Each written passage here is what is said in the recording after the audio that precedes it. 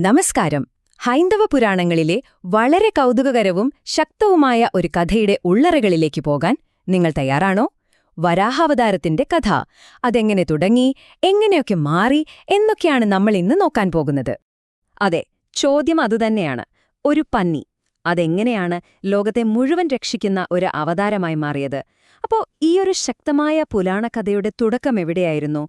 കാലം കഴിഞ്ഞപ്പോൾ അതിന് എന്തൊക്കെ മാറ്റങ്ങൾ വന്നു എന്നൊക്കെ നമുക്കൊന്ന് അന്വേഷിച്ചറിയാം. അപ്പോ നമ്മുടെ ഈ യാത്ര ഇങ്ങനെയായിരിക്കും.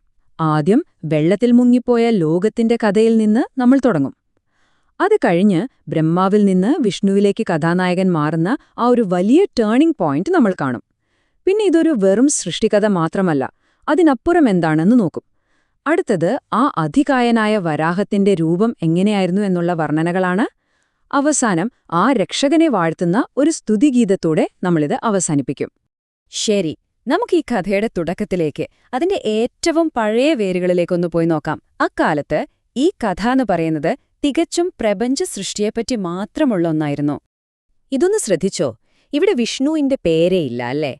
പകരം പ്രജാപതി, അതായത് സൃഷ്ടികർത്താവായ ബ്രഹ്മാവ് തന്നെയാണ് ഒരു പന്നിയുടെ രൂപമെടുത്ത് ഭൂമിയെ പൊക്കിയെടുക്കുന്നത്. ഇതാണ് ഈ കഥയുടെ നമുക്ക് കിട്ടിയിട്ടുള്ള ഏറ്റവും പഴയ രൂപം. അപ്പോൾ നോക്കൂ, ഈ കഥ പതിയെ പതിയെ എങ്ങനെയാണ് രൂപപ്പെട്ടു വന്നതെന്ന്. പല വൈദിക ഗ്രന്ഥങ്ങളിലായി ഇത് വികസിക്കുന്നത് നമുക്ക് കാണാം. തൈത്തിരീയ സംഹിത, തൈത്തിരീയ ബ്രാഹ്മണം, പിന്നെ ശതപഥ ബ്രാഹ്മണം, ഇതിലൊക്കെ എത്തുമ്പോഴേക്കും കഥയിലെ ചെറിയ ചെറിയ മാറ്റങ്ങൾ വരുന്നുണ്ട്. പക്ഷെ ഒരു കാര്യം കോമൺ ആണ്. ഒരു സൃഷ്ടികർത്താവ് പന്നിയുടെ രൂപത്തിൽ വന്ന് ഭൂമിയെ വെള്ളത്തിൽ നിന്ന് രക്ഷിക്കുന്നു. ശരി, ഇനിയാണ് ഈ കഥയിലെ ഏറ്റവും വലിയ ട്വിസ്റ്റ് വരുന്നത്. ഒരൊറ്റ വാക്ക്. ആ ഒരൊറ്റ വാക്കാണ് ഈ കഥയുടെ ഗതി തന്നെ മാറ്റിക്കളഞ്ഞത്. ഇവിടെയാണ് നമ്മുടെ കഥാനായകൻ മാറാൻ പോകുന്നത്. രാമായണത്തിന്റെ പഴയ പതിപ്പ് നോക്കൂ. ഇവിടെ വളരെ ക്ലിയറായിട്ട് പറയുന്നുണ്ട് ഈ വലിയ പ്രവൃത്തി ചെയ്തത് സാക്ഷാൽ ബ്രഹ്മാവാണെന്ന്. ഒരു സംശയവുമില്ല. ഇനി പുതിയ പതിപ്പിലെ മാറ്റമൊന്ന് നോക്കിക്കേ.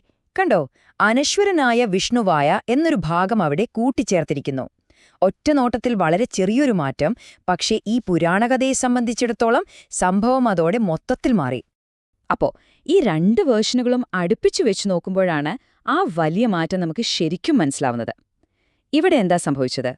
ബ്രഹ്മാവിനെ വിഷ്ണുവുമായിട്ടങ്ങ് ഐഡന്റിഫൈ ചെയ്യാണ്. അതായത് സൃഷ്ടികർത്താവും സംരക്ഷകനും ഒരാളായി മാറുന്നു. അതൊരു വലിയ ദൈവശാസ്ത്രപരമായ മാറ്റം തന്നെയായിരുന്നു. അപ്പോൾ ഈ ഒരു മാറ്റം, അതായത് കഥാനായകൻ ബ്രഹ്മാവിൽ നിന്ന് വിഷ്ണുവിലേക്ക് മാറിയപ്പോൾ കഥയുടെ അർത്ഥവും മൊത്തത്തിൽ മാറി. വെറും ഒരു പ്രപഞ്ച സൃഷ്ടിയുടെ കഥ എന്നതിനപ്പുറം അതിന് കൂടുതൽ ആഴത്തിലുള്ള ഒരു മതപരമായ അർത്ഥം വന്നു. പുരാണങ്ങൾ ഇതിനൊരു പുതിയ ഡെഫിനിഷൻ കൊടുക്കുകയാണ്. ഈ പന്നി ഭൂമിയെ വെള്ളത്തിൽ നിന്ന് പൊക്കിയെടുക്കുന്നത് ശരിക്കും പറഞ്ഞാൽ പാപമാകുന്ന പ്രളയത്തിൽ നിന്ന് ലോകത്തെ രക്ഷിക്കുന്നതിന്റെ ഒരു സിമ്പലാണ്. എങ്ങനെ? മതപരമായ ആചാരങ്ങളിലൂടെ. അങ്ങനെ ആ വരാഹം തന്നെ ഒരു വലിയ വൈദിക യാഗമായിട്ട് മാറുകയാണ്. കഥ വികസിക്കുന്നതിനനുസരിച്ച് നമ്മുടെ വരാഹത്തിന്റെ രൂപവും ഭയങ്കരമായി വലുതായി.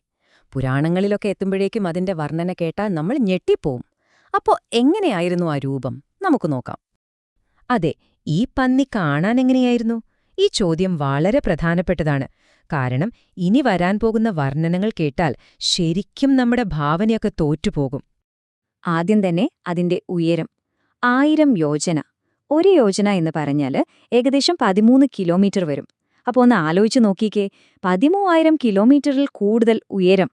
നമ്മുടെ എവറസ്റ്റ് കൊടുമുടിയൊക്കെ എത്രയോ ചെറുതാണിതിന് മുന്നിൽ. വായുപുരാണത്തിലെ വർണ്ണന കേൾക്കണോ? നിറം കറുത്ത മേഘം പോലെ, ഗർജനം ഇടിമുഴക്കം പോലെ. തേറ്റകളോ നല്ല വെളുത്ത് കൂർത്ത് പേടിപ്പെടുത്തുന്നത്. കണ്ണുകളിൽ നിന്ന് മിന്നൽ പോലെ തീ ചിതറുന്നു. ദേഹത്തുനിന്നാണെങ്കിൽ സൂര്യനെപ്പോലെ പ്രകാശവും. ശരിക്കും പ്രകൃതി ശക്തികളെല്ലാം കൂടി ചേർന്നൊരു രൂപം അല്ലേ? ഭാഗവത പുരാണത്തില് ഇതിന്റെ വരവ് ഇതിലും ഗംഭീരമാണ്.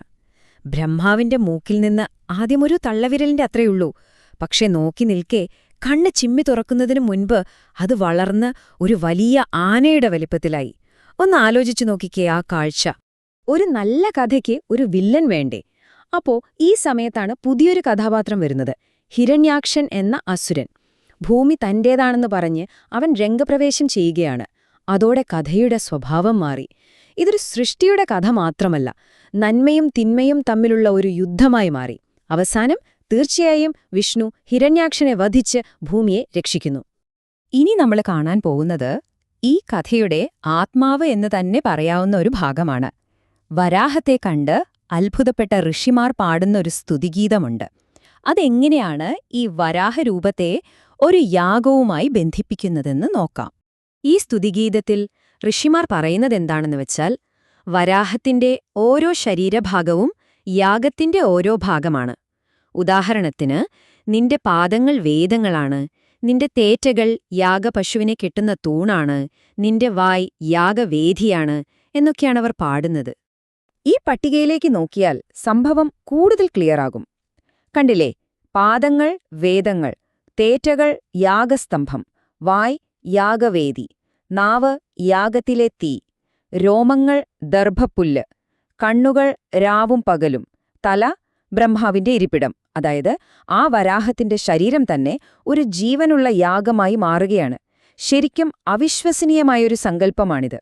അപ്പോ അങ്ങനെ വരാഹത്തിന്റെ ദൗത്യം വിജയകരമായി പൂർത്തിയായി. ഭൂമിയെ രക്ഷിച്ചു. എന്നിട്ട് ആ വലിയ സമുദ്രത്തിനു മുകളിൽ തിരമാലകളിലൊന്നും ആടിയുലയാതെ ഒരു വലിയ കപ്പല് പോലെ സുരക്ഷിതമായി അതിനെ സ്ഥാപിച്ചു. പക്ഷേ ഇവിടെ രസകരമായൊരു കാര്യമുണ്ട്. ഈ കഥ പറയുന്നത് ഭൂമി സമുദ്രത്തിന് മുകളിലാണ് പൊങ്ങിക്കിടക്കുന്നതെന്നാണല്ലോ. എന്നാൽ നമ്മളെല്ലാവരും കേട്ടിട്ടുള്ള മറ്റൊരു വിശ്വാസമില്ലേ? ഭൂമി ഒരു വലിയ ആമയുടെ പുറത്താണിരിക്കുന്നതെന്ന്. അപ്പോ ഇത് രണ്ടും തമ്മിലൊരു വൈരുദ്ധ്യമില്ലേ? അപ്പോ ശരിക്കും ലോകം എവിടെയാണിരിക്കുന്നത്? സമുദ്രത്തിന്റെ മുകളിലാണോ അതോ ആമയുടെ പുറത്തോ?